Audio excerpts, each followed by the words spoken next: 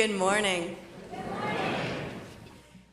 Welcome to MLUC. It is great to have all of you here in the building with us and all of you joining us online. A special welcome to any newcomers who are with us this morning. We are thrilled to have you join us for a worship service led by Reverend John Morehouse and our Director of Learning and Family Ministries, Dawn Star Sarahs-Borchelt, and our Worship Associate, Tracy Simpson, and with music by the incomparable MLUC Choir, led by David Brown and accompanied on piano by Jodie Brown. It is fantastic to have all of you here this morning. And whether you're here with us in the main meeting room or joining us online, you have come to the right place. We are an open-minded, inclusive, and welcoming religious community that puts love at the center of everything we do. We are glad to have you with us for the service, and for those of you who are here in the room, I hope that you will join us across the hall for coffee hour following the service. Have some coffee, have a snack, have some conversations, and we can all get to know each other better. And before our worship service starts today, we have a special announcement by Sarah Kokas.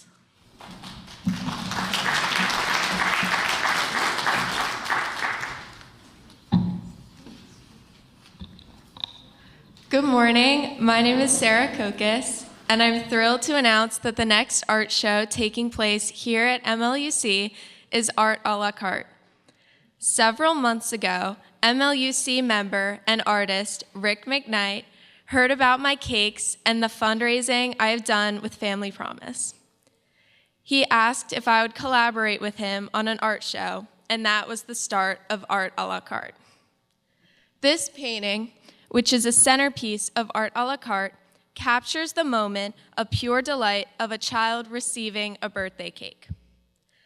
I believe that baking can make a difference, especially for someone who has been through a hard time. It truly provides a moment of delight, of being seen, recognized, and celebrated. It can make someone feel like they matter. Rick asked me how I got started baking cakes and raising money for Family Promise. I told him about baking a cake for a child sheltering at Family Promise who had never had a birthday cake before. He told me he went home that day and painted this picture. Art a la carte is a charitable art event taking place on Saturday evening, January 18th, where you can enjoy a slice of one of my cakes while delighting in Rick's beautiful artwork, all of which is to raise money for Family Promise of the Main Line. It is going to be such a fun show. Please come to the opening on January 18th for the simple joy of it and to raise money for Family Promise of the Main Line. You can find more information about Art a la carte on the back of your order of service.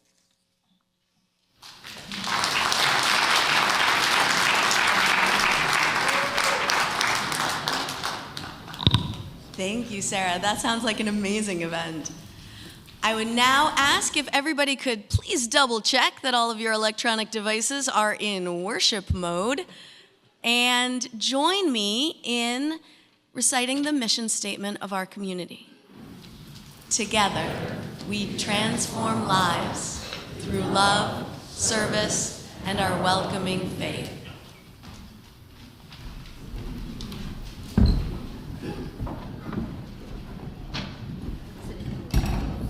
Amen.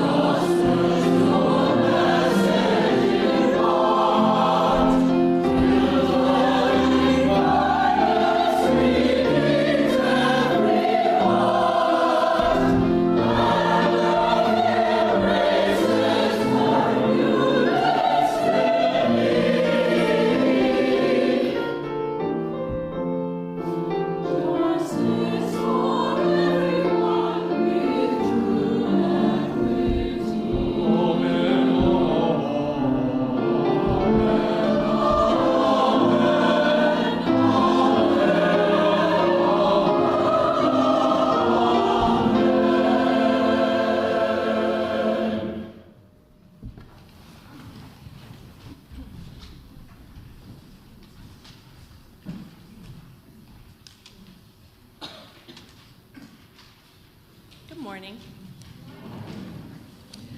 This morning's Chalice Lighting is called "The Church Has Left the Building" by Margaret Weis.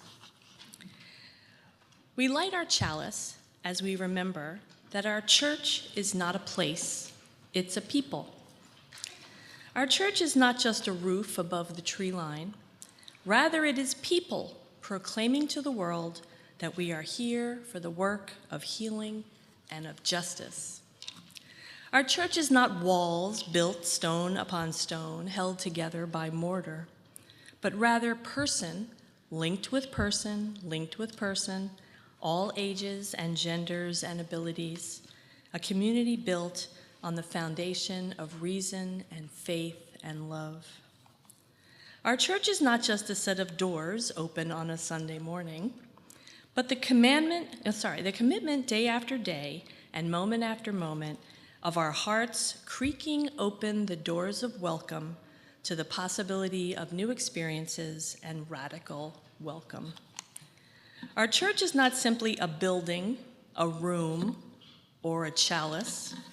Our church is the gathering together of all the people and all the experiences, the fear, the love, and the hope of our resilient hearts. Gathering however we can to say to the world, welcome, come in, lay down your heartache and pick up hope and love. For our church is us, each and every one of us together. A beacon of hope to this world that so sorely needs it now. Please rise in body or spirit and join us in hymn number 1023, Building Bridges.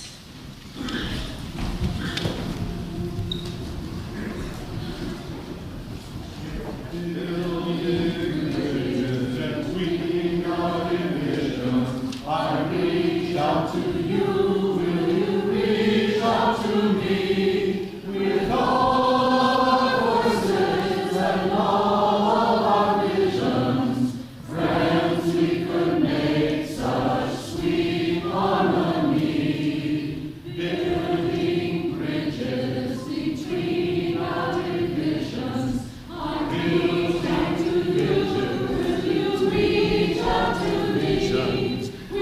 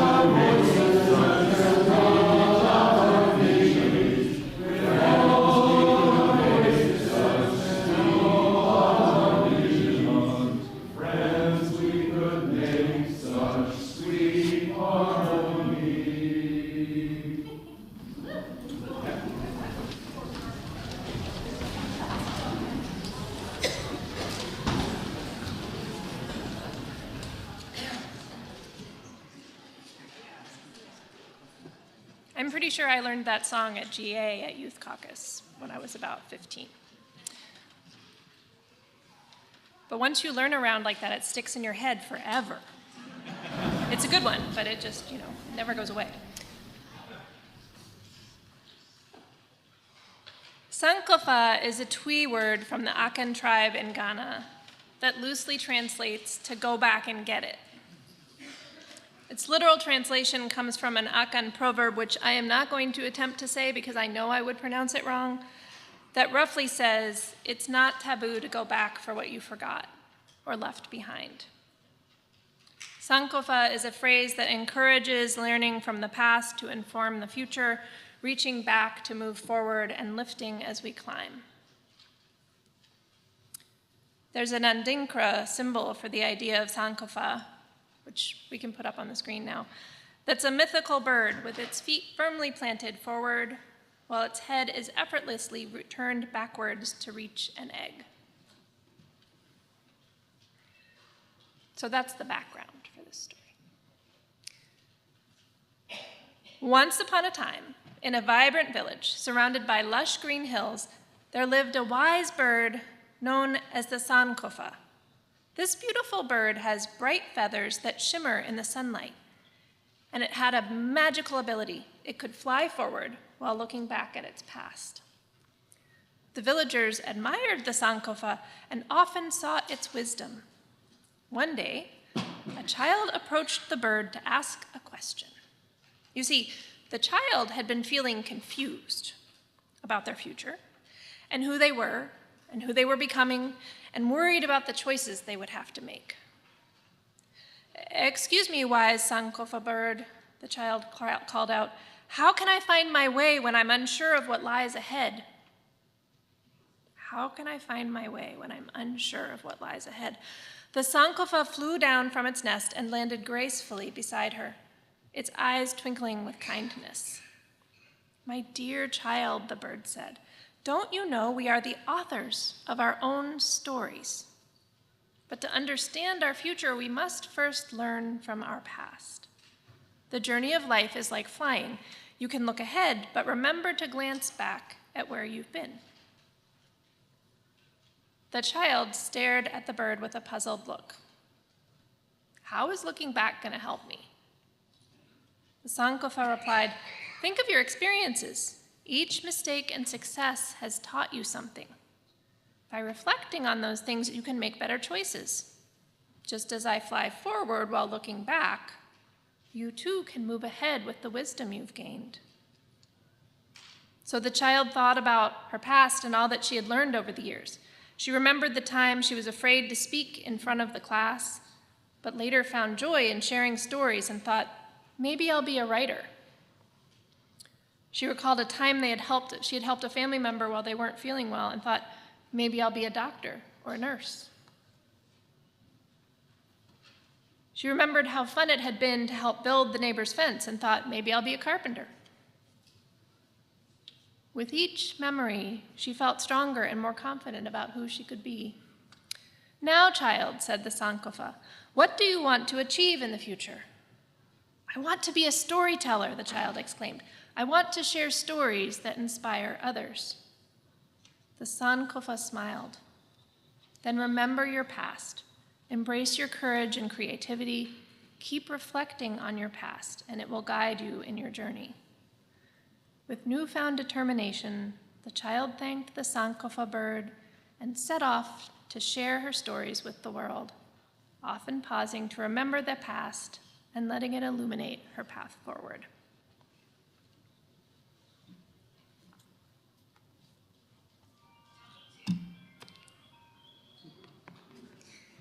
And on that note,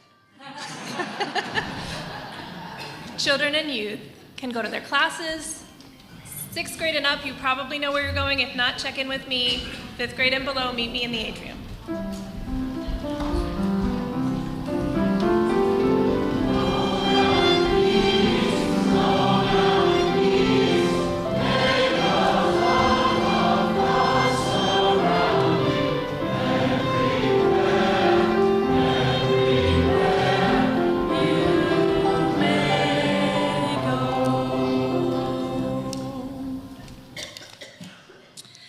The recipient of our offering outreach in January is the Volunteer English Program, serving Chester County for over 38 years.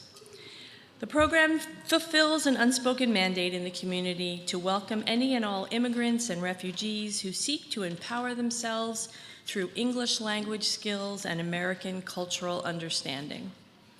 This is a registered 501c3 nonprofit nominated by Sue Drummond, it connects volunteers with adult English language learners to provide one-on-one tutoring and cultural enrichment that empowers immigrants to be successful here in America. Sue has served as a tutor for the program approximately 5 years and finds the work immensely rewarding. There is a large waiting list of students who need tutors, so members, please feel free to learn more about volunteer opportunities if you'd like to teach English language or cultural skills to immigrants. They provide ongoing training and support for tutors. You don't have to speak another language to be a tutor. Sue is impassioned about this excellent work and has been doing it since 1986, but they struggle to meet expenses, which is an excellent reason why they are our partner this month. The organization aligns with the principles number 1 and 2 by recognizing the inherent worth and dignity of every person and supporting justice, equity, compassion, and human relations, and furthering our world community. To make an electronic donation, or if watching remotely or either here in the sanctuary, you could make a cashless donation. You can follow the instructions that you see on the screen. There's also a QR code on the back of your order of service. The offering will now be greatly received. Will the ushers please come forward? When I learned that Reverend John was going to speak about building astonishing bridges this morning, I started thinking about the astonishing bridges built by composers, specifically how composers can tie harmony across disparate gaps, the way that Johannes Brahms does, who I think does this better than most composers. So we're going to play a very short movement from his third violin sonata that goes a little bit like this.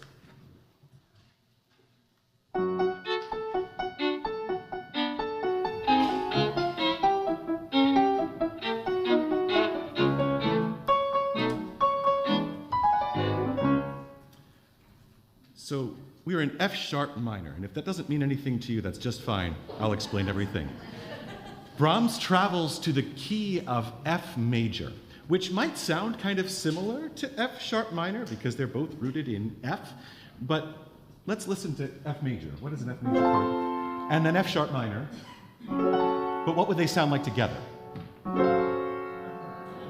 Nowhere close. So I want to walk you through how Brahms does this.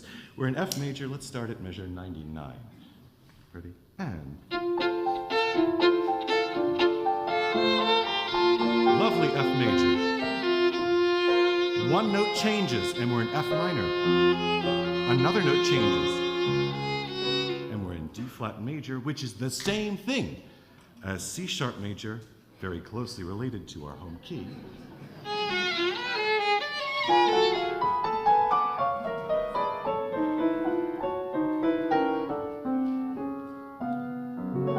Back home to F sharp minor. Let's play it.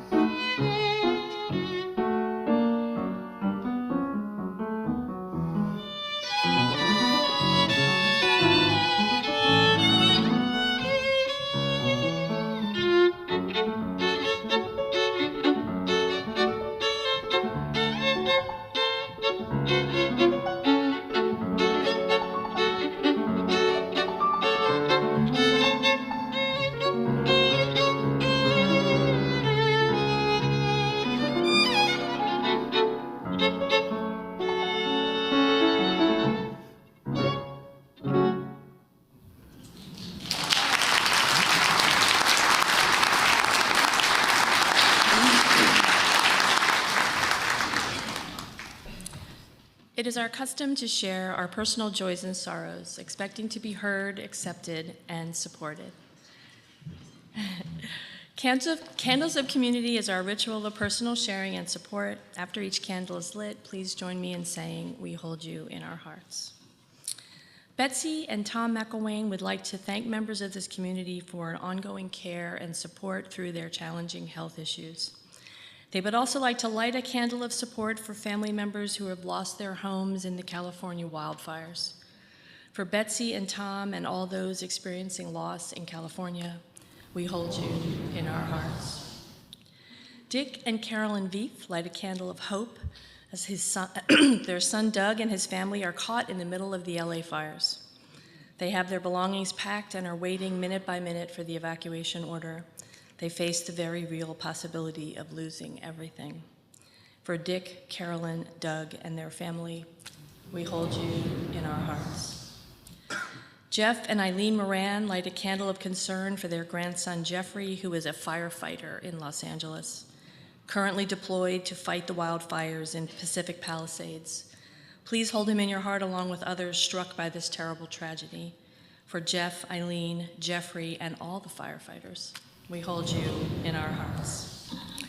Carol and J.B. Hillman would like to light a candle of joy to celebrate their daughter Vaughn's marriage to Loïc Barban on December 28th. Vaughn grew up in this congregation and was quite active in the youth group. Her sister Taylor, who also grew up here, was her witness at the wedding. The wedding was held in Loïc's hometown of Monziat in the Burgundy region of France. For Carol, J.B., Vaughn, and Loïc, we hold you in our hearts.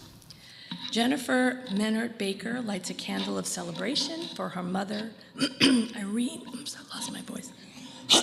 Pardon me, Irene Menard, who is 89 years old today and has been connected to MLUC for 40 years.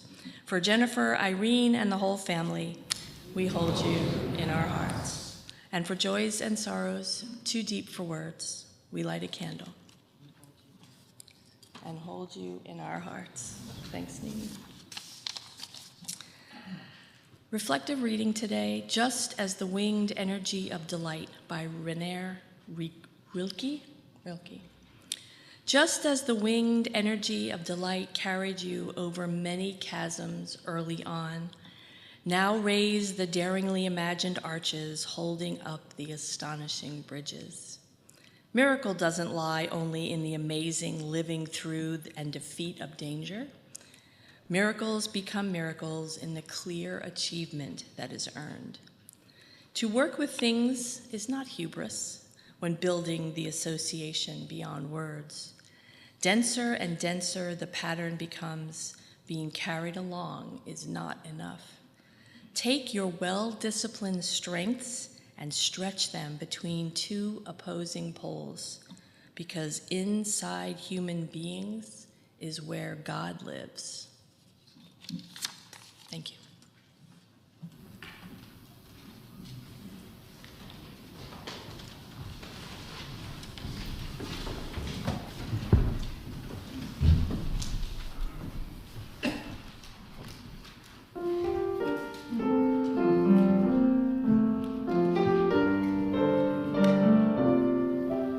Be a candle of hope, be a candle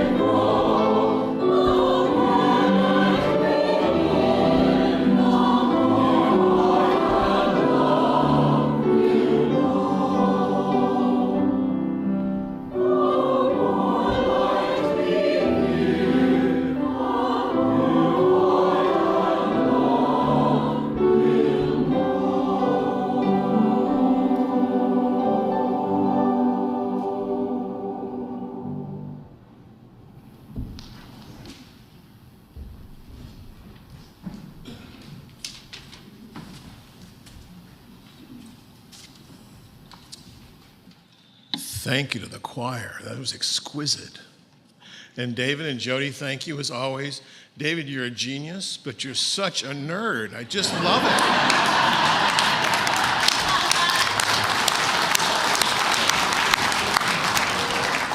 I couldn't follow a word you were saying, but I followed the music. Thank you. Tech team, thank you as always. Yvette she gave you a shout out last week, and you deserve a shout out every week because it takes a lot to put all this up on the screen. And to our ushers, thank you. And to all who make a service like this happen, thank you. And most of all, I think thank you to all you for showing up. I often wake up at 4 o'clock in the morning and think to myself on a Sunday morning, what am I doing here? Because in a couple hours, there are going to be a bunch of people who might want to hear what I have to say, or they might just come because this is their community and they love it, which is always the best reason to come to church. Let me read that poem again that Tracy did such a beautiful job with from Rilke. Just as the winged energy of delight carried you over many chasms early on, now raise the daringly imagined arches holding up the astonishing bridges. Miracle doesn't lie only in amazing living through and defeat of danger. Miracles become miracles in the clear achievement that is earned. To work with things is not hubris, when building the association beyond words. Denser and denser the pattern becomes, being carried along is not enough. Take your well-disciplined strengths and stretch them between two opposing poles, because inside human beings is where God lives. The soaring imagery of Rilke's poem might strike some of you as fanciful and unrealistic, as much poetry does. After all, what Rilke was actually interested in is not what it's like to be in a rainstorm, but what it's like to be the rainstorm. Imagination, like memory, are powerful tools for us, particularly as people of faith in difficult times. Imagination is that story yet to become. And if we didn't have that, where would we be? Imagine the world as it could be. What would that look like? What piece of that imagined world sticks out for you? So I'm going to do something I haven't done in a little while. I'm going to invite you to turn to your neighbor and ask this question, discuss, what is the world I imagine? And we'll take about 3 minutes for this.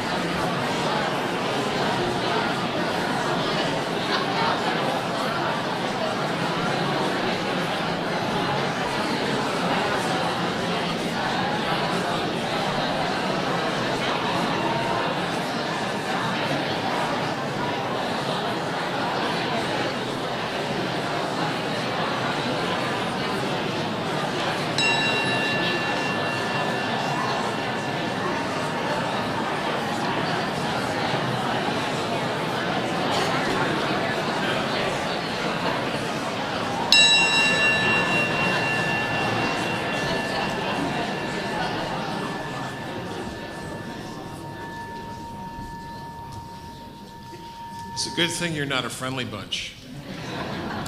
Let's hear a few answers. I've got ushers with microphones, so just raise your hand and let's share for just a second what some of the ideas were that you had. There we go. Ron in the back there. I think John Lennon summed it up very well for me in his song Imagine. I hear that was Jimmy Carter's favorite song too. Anybody else? Yep. I wish for a world where we're more in sync with the natural world around us.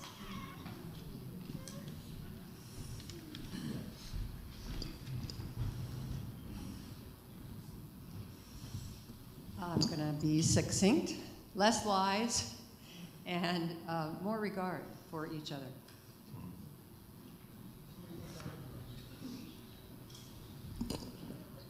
I'll follow up on that. We were talking about somehow a world with fewer divisions, fewer groups that only talk to them, within the group and not at other ones. More community, and more sense of understanding the other person. Perhaps a bit political, but a world that could elect Obama again. If I could share, I was sharing with my colleague, I ended up imagining what would happen if the asteroid that killed the dinosaurs missed. I'll leave you with that thought. I like that. More humor, and I like the golden rule a lot and what we might have heard in our childhood, in our idealistic families or beyond, and treat each other like family, and the golden rule. Thank you. Maybe one more. Well, Pam and I were just talking about Jimmy Carter and how he took the first steps and was always somebody who had so much character and a willingness to help others. And the fact that, I thought of the field of dreams. If you build it, they will come. And when he started the Habitat for Humanity, I think so much happened when people just turned up to hammer nails, and it grew and grew and grew. And that's a step toward a perfect world. Thank you. Well, thank you all for your, one more? No, Amy. Nope, sorry, you got the microphone. Now you got to get up and say something. I imagine a world that invests in healing. All right. Rilke wrote, just as the winged energy of delight carried you over many chasms early on, now raise the daringly imagined arches, holding up the astonishing bridges. We now have the task of imagining the bridges to this world. I'd ask you to remember what it was like, if you can go back that far, to what it was like when you were a child. Imagination was and will always be our very best friend when it comes to seeing the world slightly better than the one we have. I've told you that when my younger brother arrived, I'd been in the house already 8 or 9 years, so I already thought I was an only child. So I had to make up a friend because, hey, you can't be all by yourself, and we lived way back in the woods. And I made up this friend, I called him Rocco.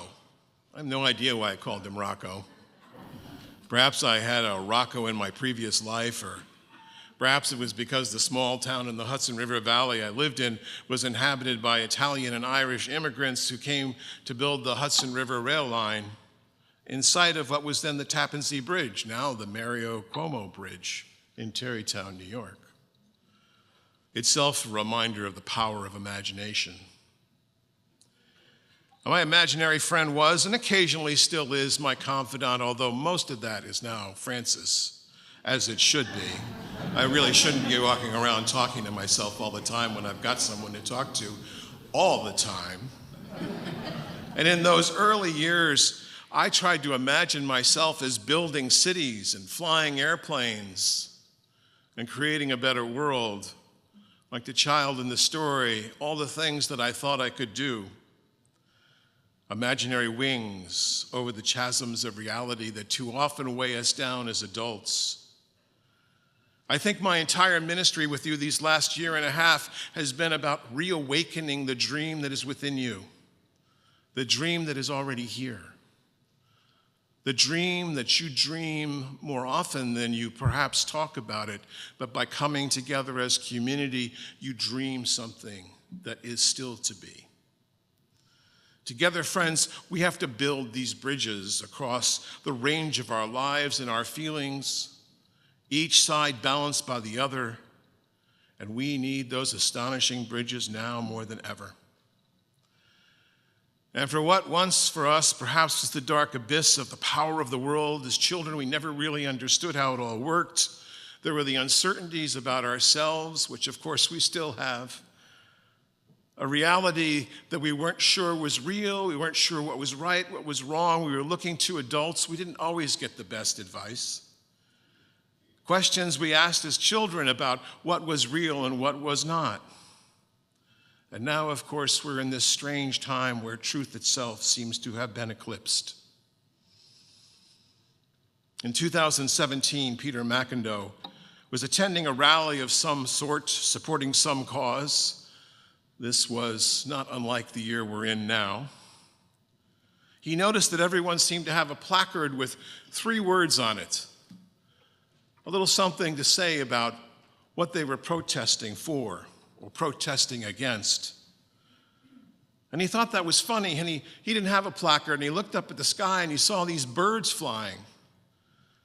So he grabbed a cardboard from someone who had extra cardboard and a marker, and he wrote down, "Birds aren't real." And then he started chanting it. Birds aren't real. Birds aren't real. And people turn towards him, and eventually someone comes up to him and goes, "You know, you're right, birds aren't real." And then he went farther with his satire and he said, "Yeah, pigeons, right? Have you actually seen a baby pigeon?" No. No, pigeons are actually government robots that are surveying us all the time. And the guy said, "Yeah, and the wires they land on, that's where they get their energy and they download data to the deep state." And pretty soon he was off. Organizing rallies across the country. It was a national movement. Thousands of people coming out for Birds Aren't Real. Now, he knew, of course, that it was a parody, and a lot of other people knew it was a parody, but not everyone believed it was a parody. Many people believed it was true. Conspiracy theorists began to use this as a meme for the deep state they imagined, and it was starting to get dangerous. So after several years, Peter McIndoe announced it was all made up. Of course birds are real. What are you, crazy? Some refuse to believe him to this day. With this kind of take on truth, how are we going to build a bridge to a new world we imagine where we don't even know what truth really is?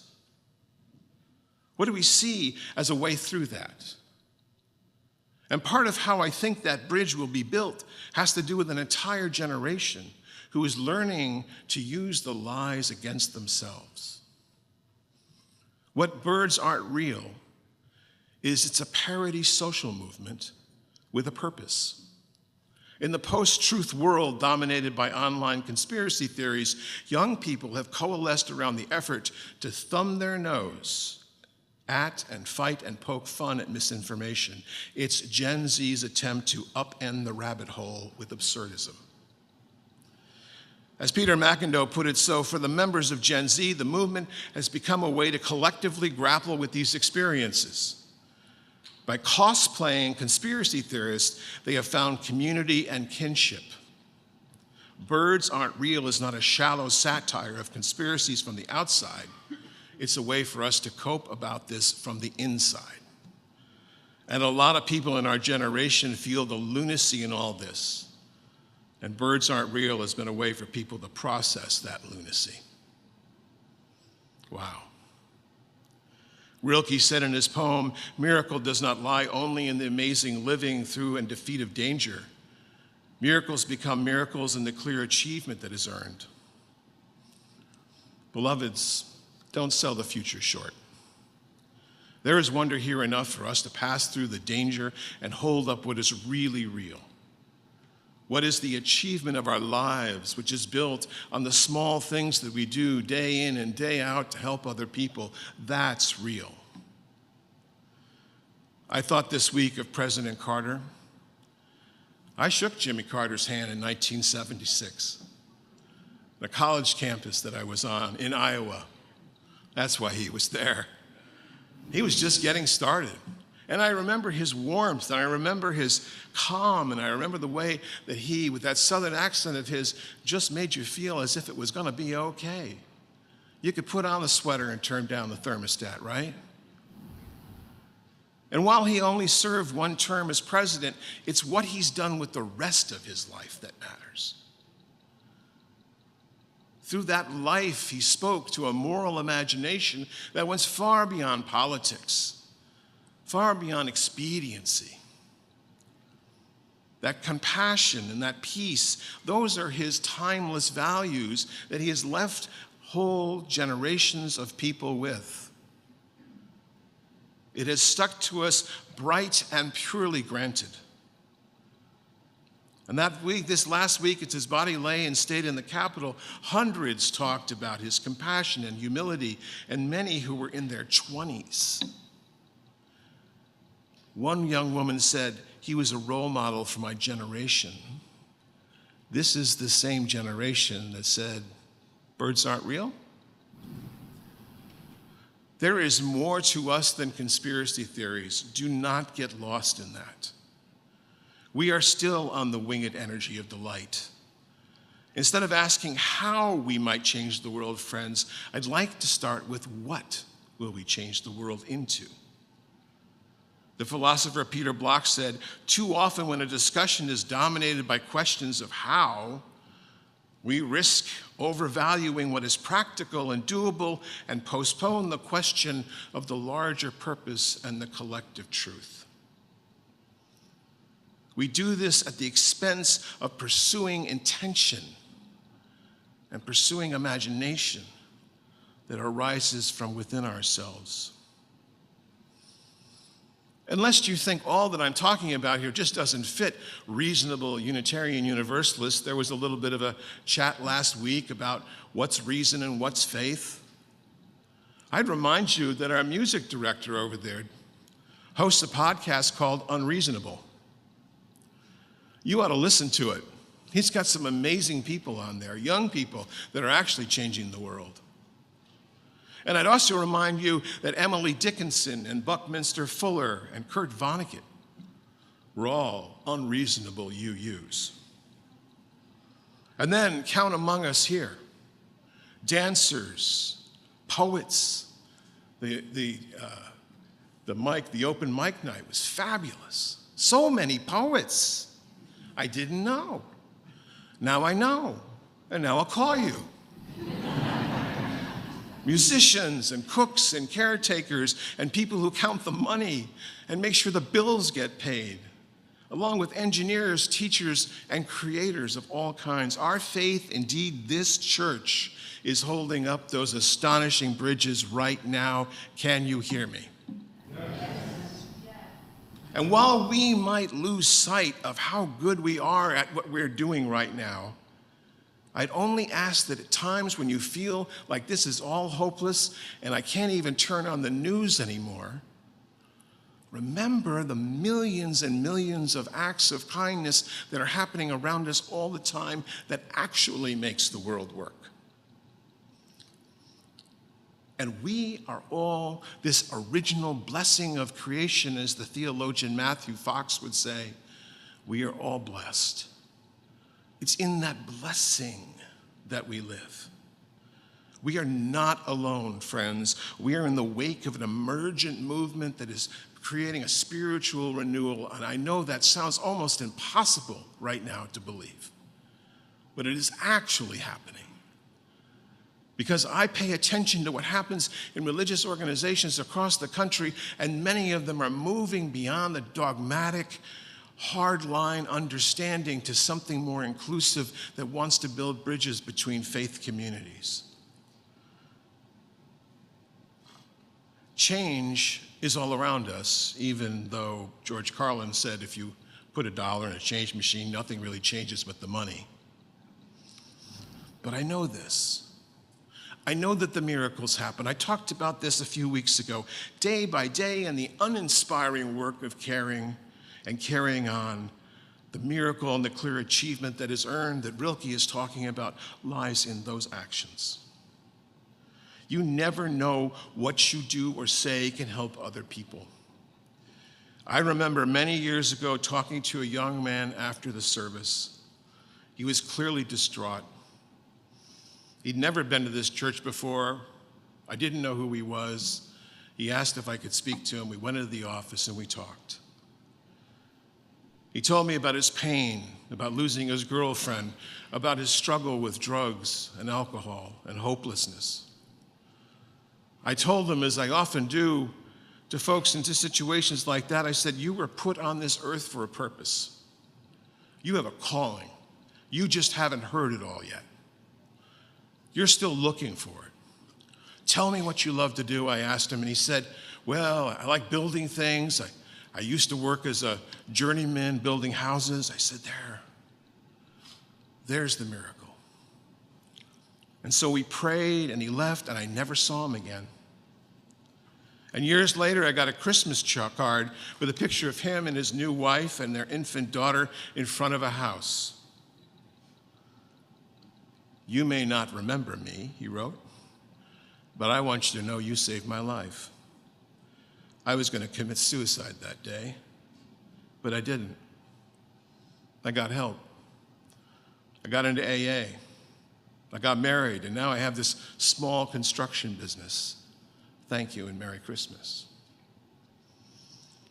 It's not hyperbole for me to say that we are here to save lives. I mean that literally. Perhaps not at this level, but there are people who walk through our doors who are looking for something that they can't find anyplace else, and they are coming here for the first time because there's been a tragedy in their life, or they're lost in the hopelessness of what seems to be happening to us around the nation, around Los Angeles burning. Rilke put it this way, he said, to work with things is not hubris when building the association beyond words. Denser and denser the pattern becomes, being carried along is not enough. You have to do something. And our work with Family Promise and UU Justice PA and the many other organizations is really, really about building that denser pattern, that weaving in the reawakening of a dream in our congregation in these times, these challenging times such as ours. Friends, this is important. No matter how you can help. And this spring, starting with the earth herself, starting today, we're launching an environmental justice initiative here. Join us after the service here in the main meeting room to learn more about what this will be about. And in the meantime, thrilled to announce an all-congregational read, Nature's Best Hope by Douglas Tallamy. The books will be available in the atrium after the service at a discounted price, thanks to the publisher. I'd like you all to read it.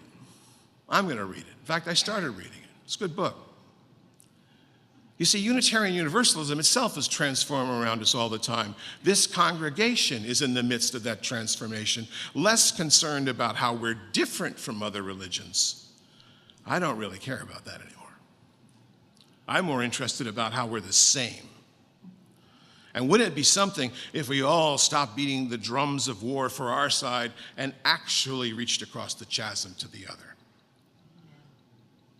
Found out that all feel pain, all worry, and all need love. Can I get an amen? Amen. Rumi said, out beyond the ideas of wrongdoing and right doing, there's a field. I'll meet you there. Wouldn't it be something? Wouldn't it be something if we were the church that was known for reaching out across the divide, that was beyond these walls, as we had in our opening reading this morning? 30 years ago, as a young father, when Francis and I returned to this faith in a little fellowship in the Hudson River Valley, a lay group that prided itself on this do-it-yourself approach to religion. We rolled up our sleeves, we went to work, cooking, cleaning, teaching, leading worship, and it was in that little church that we first heard, and I say we because it was both of us, first heard that call to ministry. The chores haven't changed, friends. The dishes still need doing. Jack Kornfield put it best when he said, after the laundry, the ecstasy. Or after the ecstasy, the laundry. The bold reality is the work is still there. Previous generations did it. Our generation will do it. And we will reinvent ourselves. The miracles don't lie in the defeat of danger, but in the clear achievement of what has been earned. To harness new technology, new media, new ways of relating to each other. We are keeping on in a new way, and we are learning about it as time goes by. And it's not that one way is better than another, and I wish we did it this way, and we're doing it this way. Hey, go on with the ride. Hang with it. Go. Just see what happens. Learn to text. Or like me, text. My thumbs aren't quite as opposable as they need to be, I suppose. I mean, just this last week, I saw people reaching out to one another about someone having a terrible diagnosis. I saw people reaching out to somebody who was dealing with the loss of someone close to them. This is what it means to carry on the faith. This is the new way that we awaken ourselves in new ways to the same work that we've been doing all along. And that, in doing that, and we learning new ways to do it, we are embracing change. Rilke wrote, take your well-disciplined strengths and stretch them between two opposing poles, because inside human beings is where God lives. I've always believed this. I've always believed that God is in the gap between two people, in the relationship that we make with one another, not in some place out there, but some place in here. Listen, friends, this is the time of rage and hope. Rage and hope. The rage is real. It's real for many of us, corporations who've amassed more power and money, more information, more of our lives are monetized than ever before. You can't talk to a human being in customer service without an hour-long wait unless they want to sell you something. Am I right? I tried to find something the other day, and the AI just kept tripping me up. Nope, you can't talk to a real human being. Your concern does not rise to that monetized level that we're looking for. Thank you very much. I wish they'd just be honest about it. And that strange sympathy for the killer of the United Healthcare CEO. And while we all think that's wrong, it points to the frustration so many are feeling. It's just amazing what we're dealing with. And the hope, I'll talk about more of this next week, but the hope is in the strength that comes from those two opposing poles, individuals and community. That might be a pole to pole. Young and old might be a pole to pole. Stretched, but still connected. A few weeks ago, someone who I will not name came up to me and said, I'm getting really frustrated with all these changes around here. We chatted for a bit, and then finally she said, well, I see what you're trying to do. You're trying to get us to grow spiritually even if we don't want to. Yeah, something like that. This is the stretching, the natural tension you're feeling. It's a good thing. It's a good thing because that's the bridge we cross upon. We cross inside that tension. It will not always be comfortable. It will upset some of you. But sometimes change feels like falling. But we're not falling. We're transforming. And we don't do this alone. Nor will we only do it here. We will do it much more on the outside. Because whether it's words or dance or music or touch, the story, the action, the cooking, the holding, or just being, this is why we are here. God, such as she is right here between us, posed in these poles, pulling us, stretching us to be those astonishing bridges. I know we can do this, and I hope you will join me. Amen.